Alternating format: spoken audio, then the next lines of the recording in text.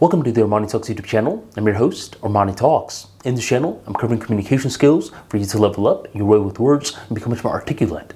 In today's episode, we are entering the land of emotional intelligence, and I'm going to be talking about music addiction. For a long time, I did not think you could get addicted to music. One day, I was recording an episode of Unapologetic Truths with Life, Math, Money, and he brought this concept up to me. He was like, Armani, do you know that a lot of people are addicted to music? I mean, if you take music away from their lives, they would start to act really weird. Very similar to the withdrawal symptoms that people will feel if you abruptly remove alcohol from their lives, cigarette from their lives. They will feel withdrawal symptoms. And when I thought about it, I realized that he had a point. And that's when I started to go down memory lane. I used to have this one roommate that would always listen to music when he was doing different activities. He would listen to music for driving, for working out, for taking a shower. I remember he had this portable stereo that he would take into the bathroom. I'd say, wait a minute, why are you taking a stereo into the bathroom? And he'll say, to listen to music. For him, it was common sense. And back then, I thought he had a point. Yes, you could be listening to 50 Cent rather than listening to the water pour.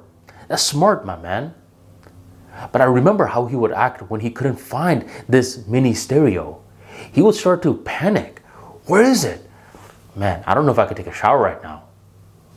You better take a shower. This stereo was a big part of his nervous system, and when you removed it, that's when he would feel physical pain. I'm very similar with this to the gym. If I'm going to the gym, I need music. I can't go to the gym without my headphones. And if I forget my headphones, it doesn't matter if I'm hopped up on pre-workout.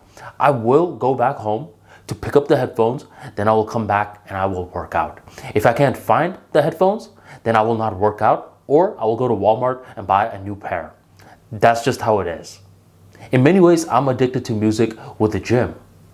And I was addicted to music with driving too, until one day I accidentally overcame my music addiction with driving.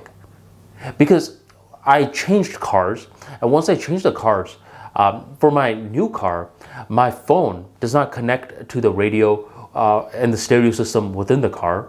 It only takes Apple for whatever reason. So I can't listen to the music in my phone. I have to rely on the radio.